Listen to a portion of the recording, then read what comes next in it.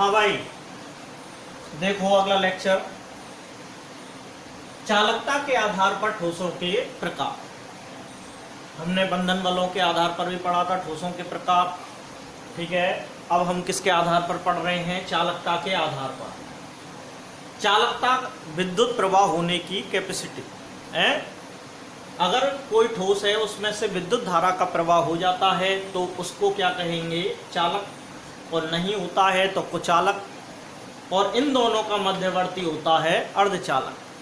यानी कि 0 केल्विन ताप पर तो विद्युत धारा का प्रवाह नहीं होगा, लेकिन जैसे जैसे ताप में अपन वृद्धि करते जाएंगे तो विद्युत धारा के प्रवाह में वृद्धि होती जाएगी, ठीक है। चालकों की चालकता परास होती है 10⁴ से 10⁻7 ओम इनवर्स मीटर इनवर्स। और कुचालकों की चालकता परास होती है 10⁻20 से 10⁻10 ओम इनवर्स मीटर इनवर्स। अर्धचालकों की चालकता परास होती है 10⁻6 से 10⁻4 ओम इनवर्स मीटर इनवर्स। ध्यान रखना, इसमें एक माइनस है और एक प्लस है, इसमें दोनों माइनस है और इसमें दोनों प्लस है, ठीक है। इसके उदाहरण है, सभी धातुएं आ जाएंगी इसमें, तो जो भी विद्युत धारा चालन करती हैं, copper, zinc, iron, cobalt, nickel, ठीक है। रबर, ये कुचालकों में रबर, लकड़ी, गंधक, फास्फोरस, ये सब इसी में आ जाएंगे। और अर्धचालक में ये प्रमुख हैं सिलिकॉन और जर्मेनियम, ठीक है। अब अपन इसमें देखते हैं कि इस चालकता को किस तरह से स्पष्टीकरण दिया जा सकता है। एक सिद्धांत होता है बैंड सिद्धांत, और उस बैंड सिद्धांत के आधार पर इस चालकता का स्पष्टीकरण दिया गया है। देखो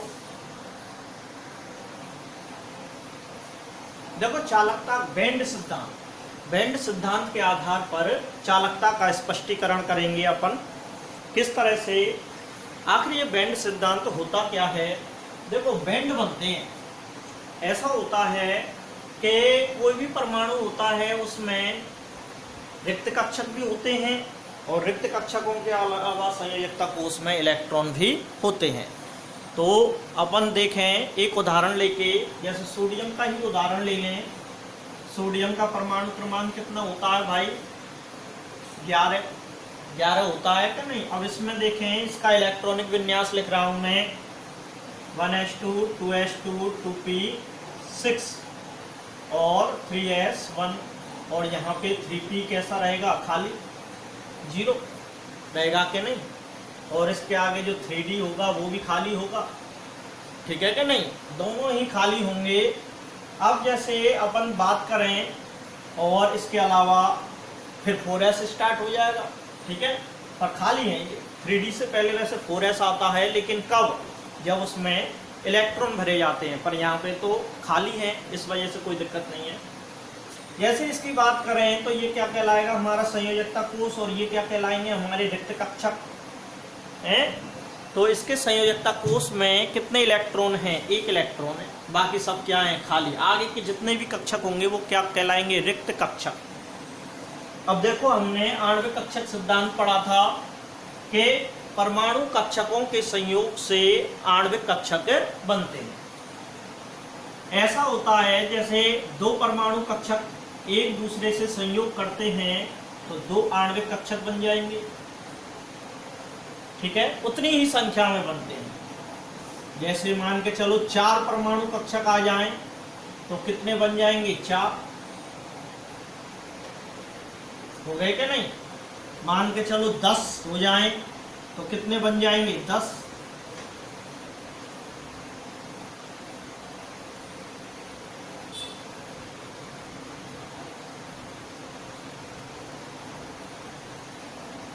ठीक है, 10 बनते चले जाएंगे। और मान के चलो ये अनंत हो तो इन आणविक कक्षकों के बीच में अंतर कितना सा रह जाएगा? बहुत कम, जो दिखाई भी नहीं देगा, ठीक है कि नहीं?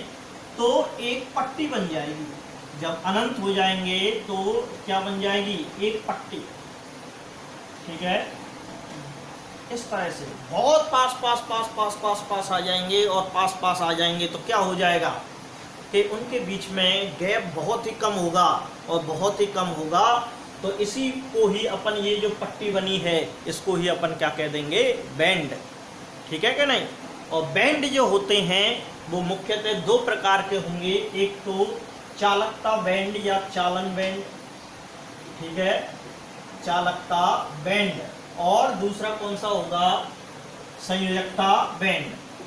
कौन सा, संयोजकता बैंड।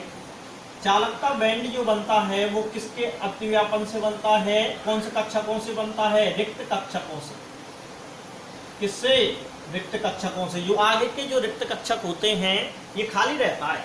चालकता बैंड या चालन बैंड जो होता है ये कैसा रहता है, खाली, क्योंकि ये किससे बनता है, रिक्त कक्षकों से। और संयोजकता बैंड तो इसके नाम से ही प्रस्तुत हो रहा है कि ये किससे बनेगा भाई, संयोजकता कक्षकों से, ठीक है। संयोजकता कोष के जो परमाणु कक्षक होंगे उनसे क्या बनता है, संयोजकता बैंड। चालकता बैंड रिक्त कक्षकों से बनता है और संयोजकता बैंड संयोजकता कोष के कक्षकों से बनता है। ऐसी पट्टी बन जाती है, ठीक है। अब देखते हैं कि कुचालक, अर्धचालक और सुचालक। अब जैसे अपन धात्विक चालकों की बात करें, चालक भी भाई दो प्रकार के होते हैं, एक तो चालक और एक विद्युत अपघटनी चालक। एक तो धात्विक चालक और एक विद्युत अपघटनी चालक। चालक कितने प्रकार के होते हैं, दो। कौन कौन से, एक तो धात्विक चालक और एक विद्युत अपघटनी चालक। तो हम यहाँ पे धात्विक चालकों की बात करेंगे क्योंकि ठोस अवस्था की पढ़ रहे हैं ना अपन, इस वजह से। आगे अपन विद्युत अपघटनी चालकों की भी पढ़ेंगे पार्ट नंबर 3 में, ठीक है। अब देखो धात्विक चालकों की बात करें तो धात्विक चालकों में जैसे ये संयोजकता बैंड है और ये नहीं, ये चालकता बैंड है। ऊपर वाला हमेशा चालकता बैंड रहता है भाई, चालकता बैंड, ठीक है। और ये कौन सा है, संयोजकता बैंड। ये संयोजकता बैंड है। दोनों आपस में अतिव्यापित रहेंगे, एक दूसरे से जुड़े हुए रहेंगे। लेकिन ये तो बात हुई किसकी, धात्विक चालकों की, धात्विक चालक। इसी तरह से अपन देखें, एक ये और एक ये। ऊपर वाला कौन सा बैंड है भैया, ऊपर वाला बैंड क्या है, चालकता बैंड या चालन बैंड। और नीचे वाला बैंड कौन सा है, संयोजकता बैंड। इनके बीच में ये ऊर्जा अंतराल है, इसको कहेंगे वर्जित क्षेत्र या ऊर्जा अंतराल। क्या कहेंगे, वर्जित क्षेत्र या ऊर्जा अंतराल कहेंगे। अगर ये अर्धचालक हैं, ठीक है, तो इनके बीच में गैप कैसा रहेगा, कम। इनके बीच में कम रहेगा, ऊर्जा अंतराल का गैप बहुत ही कम रहेगा। ऊर्जा अंतराल का गैप कम होने के कारण अब जीरो के इलेक्ट्रॉन जब तक इस चालकता बैंड में नहीं आएगा तब तक चालकता प्रदर्शित नहीं होगी। अगर 0 केल्विन ताप है तो इलेक्ट्रॉन केवल इसी में ही रहेगा, संयोजकता बैंड में। लेकिन जैसे ही ताप में वृद्धि की जाएगी, यहाँ से इलेक्ट्रॉन इस ऊर्जा क्षेत्र को फलांग के कहाँ आ जाएगा, चालकता बैंड में। और चालकता बैंड में आ जाएगा इलेक्ट्रॉन और यहाँ ये गति करने के लिए स्वतंत्र हो जाएगा और जो ठोस है वो चालकता प्रदर्शित करने लग जाएगा। और इसमें तो अतिव्यापित ही रहते हैं, और अतिव्यापित रहते हैं तो इलेक्ट्रॉन चाहे कोई सा भी ताप हो, है क्या नहीं, इलेक्ट्रॉन आसानी से गति करने के लिए स्वतंत्र रहते हैं। और इसी कारण धात्विक चालक जो होते हैं अच्छे चालक होते हैं, चाहे कोई सा भी ताप हो वो हमेशा चालकता प्रदर्शित करेंगे। अब इसमें देखते हैं अपन, यदि कुचालकों की बात करें, कुचालक ये कौन सा बैंड है भाई तुम्हारा, चालकता बैंड। और ये कौन सा बैंड है तुम्हारा, संयोजकता बैंड।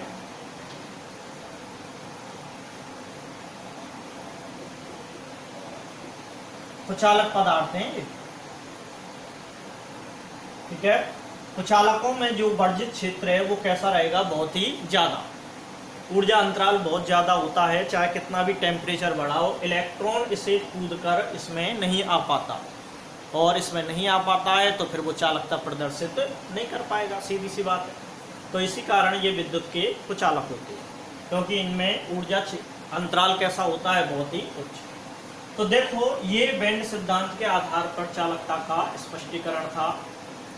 फिर हम ताप की बात करें। ताप देखो एक क्वेश्चन ये भी है कि जर्मेनियम और सिलिकॉन में, जर्मेनियम और सिलिकॉन में, सिलिकॉन जर्मेनियम इसके उदाहरण हैं। जर्मेनियम और सिलिकॉन में, जर्मेनियम में जो ऊर्जा अंतराल होता है वो कितना होता है, 68 किलो जूल प्रति मोल, और सिलिकॉन में कितना होता है, 106 किलो जूल प्रति मोल। ठीक है, तो जर्मेनियम में कितना रहेगा, 68 किलो जूल, और सिलिकॉन में कितना रहेगा, 106 किलो जूल प्रति मोल। ये डेटा इनके लिए ही फिक्स हैं, और सभी तुम यो कहो कि उसके लिए कितना होता है, उसके लिए कितना होता है, ये अर्धचालक हैं। सिलिकॉन और जर्मेनियम यही मेनली आते हैं, और कोई से तत्व नहीं आते, तो इनकी तो कम से कम याद रखना। ठीक है, और बाकी के जितनी भी धातुएं होती हैं वो तो ओवरलैप रहती हैं। ठीक है, वो तो कैसे होते हैं, धात्विक चालकों में आ जाती हैं, और कुचालकों का तो वर्ज्य क्षेत्र बहुत ही ज़्यादा रहता है। तो इसको याद कर लेना कि जर्मेनियम अगर नोट्सों में लिख रहा है तो ठीक है, नहीं लिख रहा है तो बढ़ा लेना। जर्मेनियम में 68 किलो जूल होता है, और सिलिकॉन में 106 किलो जूल प्रति मोल होता है क्या, ऊर्जा अंतराल। अब इसके बाद अपन देखें कि ताप का प्रभाव पड़ते हैं इस पे। ताप का प्रभाव, ताप के प्रभाव में जैसे अपन धात्विक चालकों की बात करें तो एक तो तुम जानते हो कि इसमें इलेक्ट्रॉन मुक्त अवस्था में तो रहते ही हैं। इन धात्विक चालकों में इलेक्ट्रॉन, चाहे कोई सा भी ताप हो, इस डिब्बे में पहले से ही इलेक्ट्रॉन मौजूद होंगे। अब ताप बढ़ाने पर क्या होगा कि इसमें एक तो पहले से ही भरे हुए थे, फिर और इलेक्ट्रॉन मुक्त होने लग जाएंगे, और इलेक्ट्रॉन आ जाएंगे इसमें। ठीक है कि नहीं, और इलेक्ट्रॉन आ जाएंगे।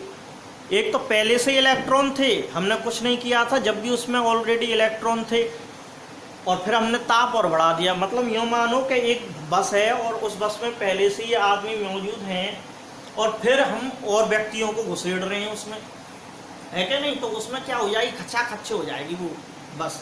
अब वो खचाखच हो जाएगी तो एक भी आदमी इधर उधर सरक पाएगा क्या है। वो टीटी बड़ी मुश्किल से किराया उगाता है, इसको धक्का दे, उसको मुक्का दे, और यहाँ दे और वहाँ दे, तब जाके वो लास्ट तक पहुँच पाता है। बड़ी मुश्किल से गति हो पाती है। तो ऐसी कंडीशन इनकी है कि पहले से ही इसमें इलेक्ट्रॉन मौजूद हैं, और जब हमने ताप में वृद्धि की तो इलेक्ट्रॉन यहाँ पे और ज़्यादा भर गए, जिसके कारण इलेक्ट्रॉनों को गति करने में स्वतंत्रता नहीं मिलेगी, और जब तक ये गति नहीं करेंगे तो चालकता प्रदर्शित नहीं करेंगे। तो कुल मिला के मेरे कहने का तात्पर्य ये है कि यदि धात्विक चालकों की चालकता में वृद्धि की जाए तो चालकता में वृद्धि यदि धात्विक चालकों के ताप में वृद्धि की जाए तो ताप बढ़ाने पर इनकी चालकता कम होती है। कैसी हो जाती है, कम हो जाती है ताप बढ़ाने पर, क्योंकि इलेक्ट्रॉन अधिक हो जाते हैं, मुक्त इलेक्ट्रॉनों की संख्या बढ़ती है, और मुक्त इलेक्ट्रॉनों की संख्या बढ़ती है तो गति करने में अवरोध होता है, जिससे प्रतिरोध बढ़ जाता है। क्या बढ़ जाता है, प्रतिरोध, और प्रतिरोध बढ़ जाता है, और इसी कारण इनकी चालकता का मान कम हो जाता है। अब बात करें अर्धचालकों की। अर्धचालकों में देखो ये बस खाली है पहले से ही, ठीक है कि नहीं। जब हम इसको ताप में वृद्धि करेंगे तो इलेक्ट्रॉन इसमें धीरे धीरे बढ़ने लगेंगे।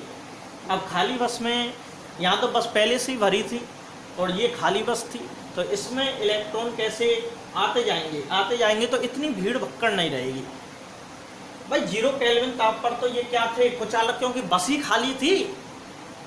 जब बस ही खाली है तो वो चालकता कहाँ से दर्शाएंगे, इलेक्ट्रॉन गति करने के लिए है ही नहीं है उसमें डिब्बे में। जब हमने इसकी चालकता बढ़ाई तो इलेक्ट्रॉन गति करने के लिए उपस्थित होने लग गए, तो इसकी चालकता में क्या होगी, वृद्धि। अर्धचालकों की चालकता में वृद्धि होती है ताप बढ़ाने पर, धात्विक चालकों की चालकता में कमी होती है ताप बढ़ाने पर। और कुचालकों की बात करें तो इनमें तो भैया ऊर्जा अंतराल इतना अधिक होता है कि इलेक्ट्रॉन इनमें पहुंच ही नहीं पाता है, और इलेक्ट्रॉन जब पहुंच नहीं पाएगा तो चालकता प्रदर्शित नहीं कर पाएगा। तो इस पर कोई ताप का प्रभाव नहीं पड़ता है। ताप का प्रभाव धात्विक चालक और अर्धचालकों पर पड़ता है। अर्धचालकों की चालकता बढ़ जाती है और धात्विक चालकों की चालकता घट जाती है। तो क्लियर है ये बैंड सिद्धांत के आधार पर चालकता और इस पे ताप का प्रभाव। चलो नेक्स्ट क्वेश्चन लेते हैं, नेक्स्ट हेडिंग लेते हैं। अब देखो अगला टॉपिक देखो, अर्धचालकों के प्रकार। ठीक है, अर्धचालकों के प्रकार में अपन देखें तो अर्धचालक कितने प्रकार के होते हैं? दो प्रकार के होंगे भाई। एक तो नैज अर्धचालक और एक अपद्रव्यी अर्धचालक या अशुद्ध अर्धचालक। नैज अर्धचालक कैसे होते हैं? शुद्ध अवस्था के, जो नेचुरल रूप से पाए जाते हैं, जो प्रकृति में पाए जाते हैं, जिनमें कोई भी अशुद्धियां नहीं होती। और नैज अर्धचालकों का उदाहरण कौन सा है? सिलिकॉन और जर्मेनियम। ठीक है, पूरी आवर्त सारणी में यही दो तत्व हैं, इन्हीं को बार बार लिया जाता है। अब यूं मत कहना भाई के साहब यही क्यों लिए जाते हैं और क्यों नहीं लिए जाते, है क्या? नहीं होता है तो होता है, इसमें अपन कुछ कोई कंडीशन नहीं लगा सकते भाई। ये तो पदार्थ का या ठोस का या तत्व का गुण है। ठीक है, अब जैसे मैं तुमसे यही पूछ लूं कि साहब सोडियम धातु है, धातु क्यों नहीं है? है कार्बन अधातु है, धातु क्यों नहीं है? तो मतलब सबका अपना अपना क्या है गुण। तो इसी तरह से सिलिकॉन और जर्मेनियम कैसे होते हैं? अर्धचालक प्रकृति होती है ये इनकी, नैज अर्धचालक होते हैं। और नैज अर्धचालकों की चालकता का मान बहुत ही कम होता है। नैज अर्धचालकों की चालकता का मान कैसा होता है? बहुत ही कम होता है। अब यहाँ पे अपन देखते हैं आखिर ये कैसे होता है। जैसे अपन सिलिकॉन की बात करें तो सिलिकॉन और जर्मेनियम वर्ग 14 के तत्व हैं, कार्बन के नीचे है। वर्ग 14 को देखो मैं यहाँ पे बनाता हूँ है,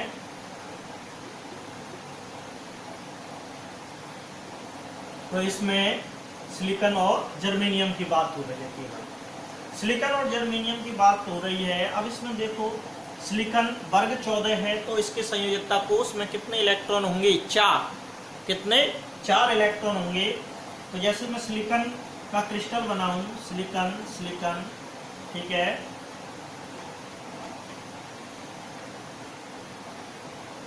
चार होंगे तो एक सिलिकॉन कितने बंध बनाएगा भाई? 4।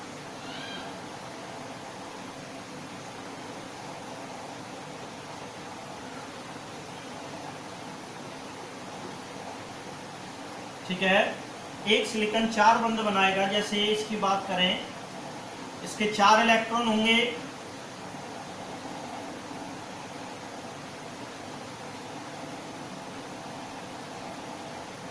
सबके 4 इलेक्ट्रॉन होंगे। ठीक है, सभी के होंगे, मैंने यही दर्शा दिया कोई, क्योंकि ज़्यादा दर्शाने में टाइम लगेगा मुझे। अब जैसे मैंने इसके, अब 0 केल्विन ताप पर तो ना तो इसमें इलेक्ट्रॉन ही मुक्त है और ना ही इसमें होल है, छिद्र।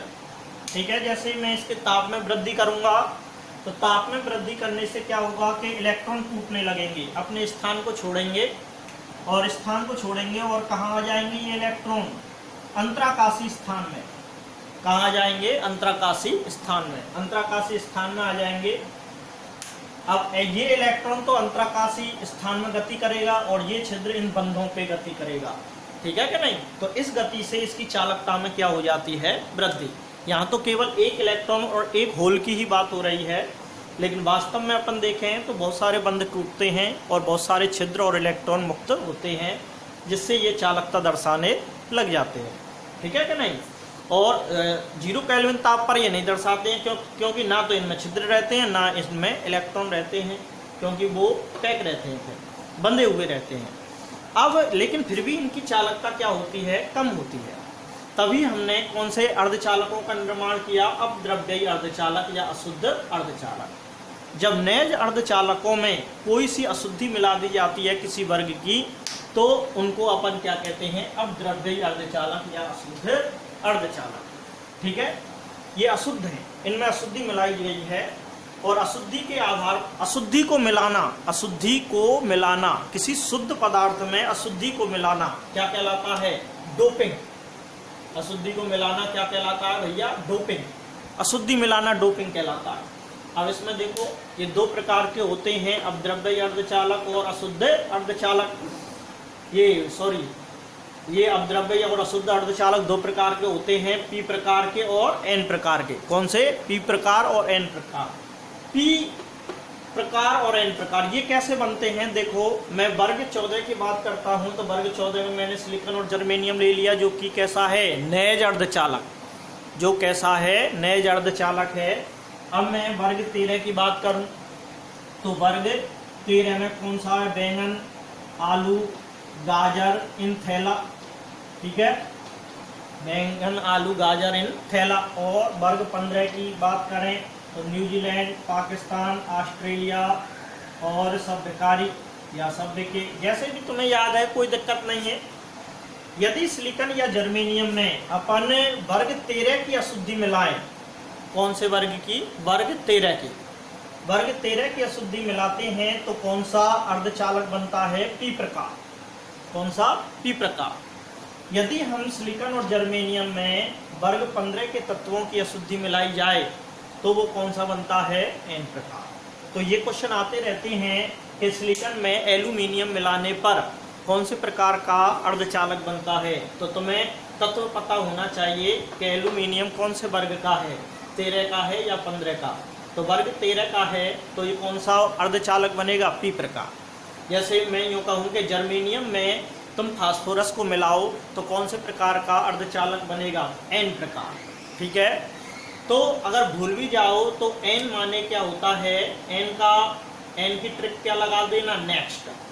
ठीक है, क्या लगा देना? नेक्स्ट। यानी कि 14 का नेक्स्ट कौन सा है? 15वां। ठीक है, 14 का नेक्स्ट कौन सा है? 15वां। और पी का मतलब लगा देना प्रीवियस। क्या? प्रीवियस। प्रीवियस का मतलब होता है पीछे, यानी कि 14 के पीछे कौन बैठा हुआ है? 13। तो 13 की अशुद्धि मिलाएंगे तो कौन सा प्रकार का बनेगा अर्धचालक? पी प्रकार का। अब वैसे अपन बात करें कि ये पी प्रकार और एन प्रकार का मतलब क्या है शाब्दिक? पी का मतलब होता है पॉजिटिव। क्या होता है? पॉजिटिव। और एन का मतलब होता है नेगेटिव। ठीक है, नेगेटिव।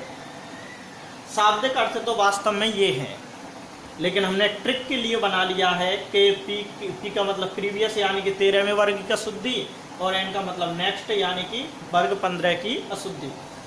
तो पी प्रकार का मतलब क्या होता है? पॉजिटिव, यानी कि इसमें जो चालकता के लिए उत्तरदायी होगा वो पॉजिटिव होगा। और पॉजिटिव किस पे होता है? छिद्र पर। किस पर? छिद्र पर।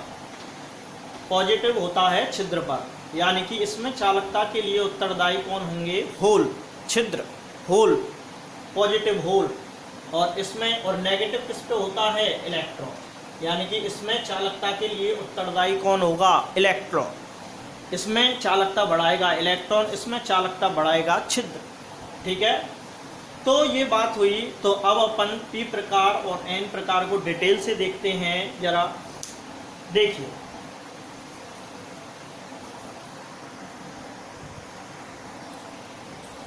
देखो पहला प्रकार अपन पढ़ रहे हैं पी प्रकार के अर्धचालक। पी प्रकार के अर्धचालक कब होंगे? कि जब वर्ग 14 में, वर्ग 14 के सिलिकॉन और जर्मेनियम में किसको प्लस किया जाए? वर्ग 13 के।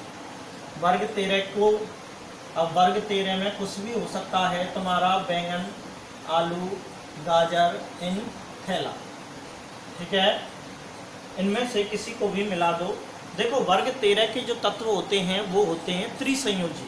कैसे? त्रिसंयोजी। त्रिसंयोजी का मतलब क्या है?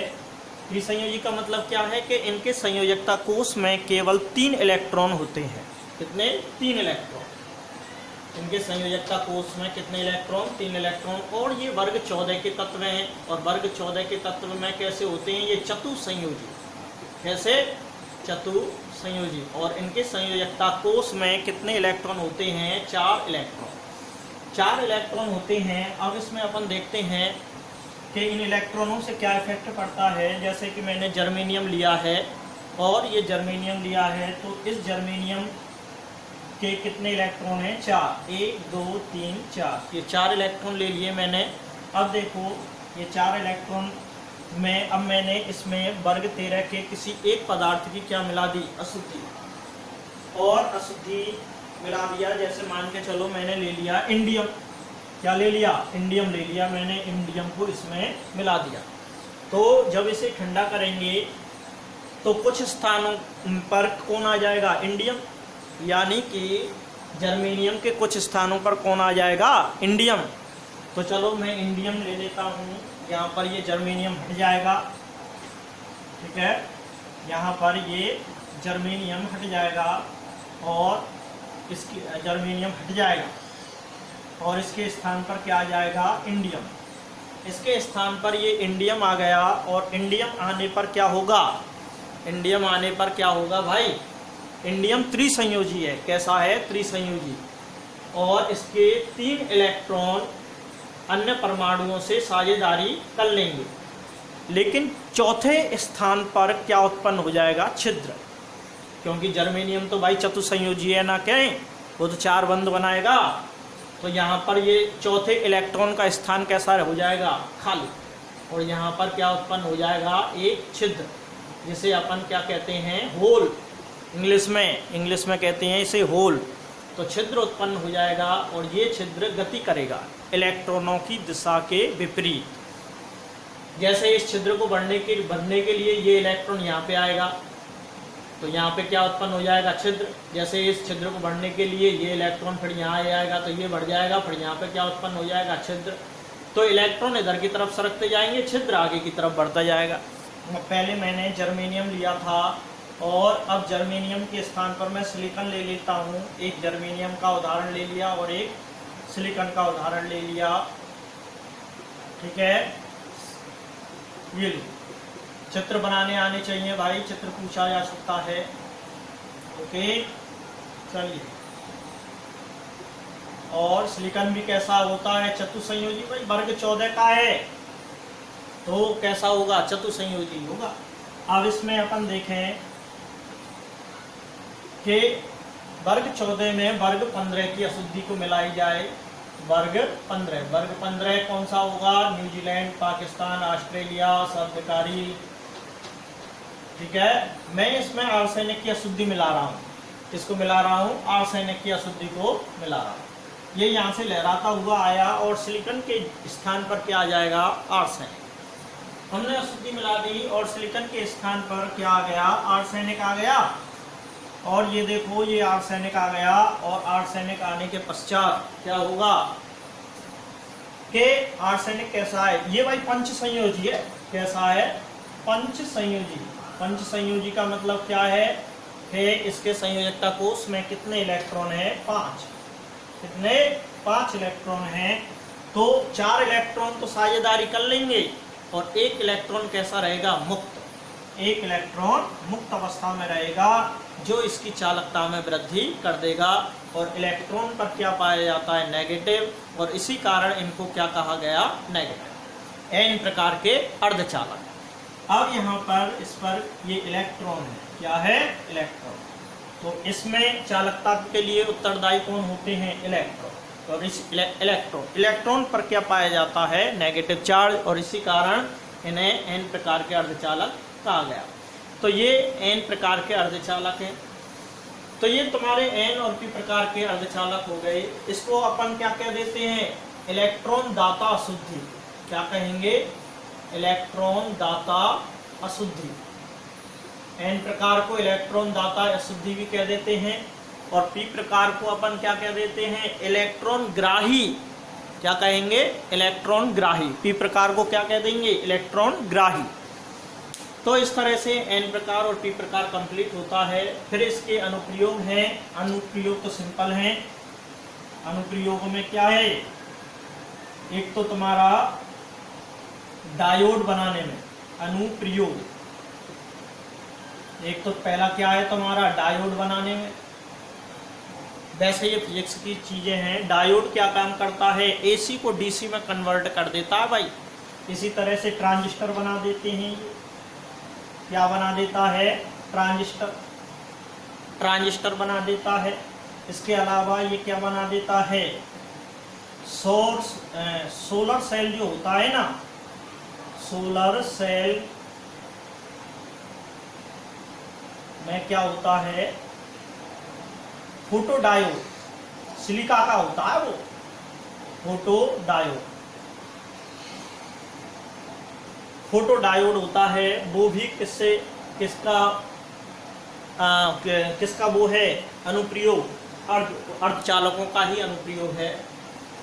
तो डायोड क्या काम करता, और ये डायोड तो क्या काम करता है, एसी को डीसी में परिवर्तित करता है। और जो ट्रांजिस्टर है, ट्रांजिस्टर क्या काम करेगा, तुम्हारे जो श्रव्य संकेत और दृश्य संकेत होते हैं उनकी प्रबलता को बढ़ाने में। जैसे कोई केबल में से संकेत आते हैं और टीवी पे हमें चित्र के माध्यम से दिखाई देते हैं ना, ऐसा थोड़ी है कि उस तार में चित्र चलता हुआ आ रहा है और तुम्हारे टीवी पे आके रुक गया, ऐसा नहीं। वो संकेत आते हैं और संकेत आते हैं तो फिर उन संकेतों को परिवर्तित कौन करता है, ट्रांजिस्टर, जिससे हमारी आंखें उसे देख पाती हैं। और सोलर सेल तो तुम जानते हो सौर ऊर्जा को विद्युत ऊर्जा में परिवर्तित करता है। चलो ये तुम्हारे अर्धचालक कंप्लीट हुआ।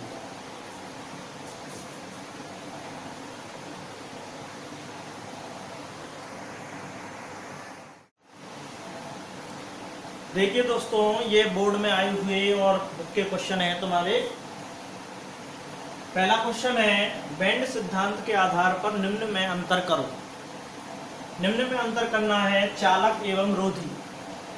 चालक और रोधी। रोधी का मतलब क्या है, कुचालक। रोधी का मतलब क्या है, कुचालक। और दूसरा अंतर करवा रहा है ये चालक और अर्धचालक में, लेकिन अंतर किस आधार पर करने हैं, बेंड सिद्धांत के आधार पर करने। दूसरा क्वेश्चन है, वर्ग 14 के तत्व को n प्रकार के अर्धचालक में रूपांतरित करने के लिए अशुद्धि मिलाई जाती है, तो यह अशुद्धि किस वर्ग से संबंधित होगी। ये क्वेश्चन बताना है। n प्रकार के लिए वर्ग 14 में कौन सी अशुद्धि मिलाते हैं, वर्ग 15 की। वर्ग पूछ रहा केवल, कौन सा है, वर्ग 15। निम्न को p व n प्रकार के अर्धचालकों में वर्गीकृत करो। इंडियम से डोपित जर्मेनियम, मतलब जर्मेनियम में क्या मिलाया जा रहा है, इंडियम। तो इंडियम कौन से वर्ग का है, बैंगन आलू इनथैला, यानी कि वर्ग 13 का है। वो 13 वर्ग का है, यानी कि p प्रकार का अर्धचालक बनेगा ये। बोरोन से डोपित सिलिकन, सिलिकन में बोरोन मिलवा रहा है, ये भी 13 का है, तो ये भी p प्रकार का अर्धचालक बनेगा। दोनों ही p प्रकार के अर्धचालक बनेंगे। विद्युत चालन के आधार पर अचालक और अर्धचालक को समझाइए। विद्युत चालन के आधार पर अचालक और अर्धचालक को समझाइए। ये बोर्ड में आया हुआ क्वेश्चन है। अचालक का मतलब क्या है, कुचालक। ठीक है, बता देना है कि विद्युत धारा का प्रवाह नहीं होता और इसकी चालकता ये होती है 10 की पावर -20 से 10 की पावर -10। ठीक है, कर दोगे ऐसे, बस दो लाइन लिखनी है। सिलिकन में बोरोन को अपमिश्रित करने पर किस प्रकार का अर्धचालक बनेगा, समझाइए। सिलिकन में बोरोन मिलवा रहा है ये, तो p प्रकार का अर्धचालक बनेगा। ये भी बोर्ड में आया हुआ क्वेश्चन है। ठोस का की विद्युत चालकता 10 की पावर 4 से 10 की power 7 ohm inverse metre inverse है, तथा ठोस खा की चालकता 10 की पावर -20 से 10 की power -10 ohm inverse metre inverse है। तो का व खा को पहचानो और इनके नाम लिखो। ये भी बोर्ड में आया हुआ क्वेश्चन है। देखो, वैल्यू दे दी है चालकता की, और चालकता के आधार पर तुम्हें पदार्थ को पहचानना है। ये वाली वैल्यू किसके लिए है, 10 की पावर 4 से 10 की पावर 7 सुचालक के लिए, जो चालक होते हैं उनके लिए। और ये 10 की पावर -20 से 10 की पावर जब दोनों ही माइनस के होते हैं तो कौन सा कहलाता है, वो कुचालक। ठीक है, और एक माइनस का होता और एक प्लस का होता तो समझ लेना वो कौन सा था, अर्धचालक। जर्मेनियम में आर्सेनिक मिलाने पर किस प्रकार का अर्धचालक बनेगा, ये भी बोर्ड में आया हुआ क्वेश्चन है। जर्मेनियम में आर्सेनिक मिलवा रहा नाना पाटेकर, वो न्यूजीलैंड, पाकिस्तान और ऑस्ट्रेलिया, वर्ग 15। आर्सेनिक कौन से का है, वर्ग 15 का, यानी कि n प्रकार। कौन सा, n प्रकार का अर्धचालक बनेगा। तो इन क्वेश्चनों को नोट डाउन कर लेंगे। चलिए अगली वीडियो में मिलते हैं।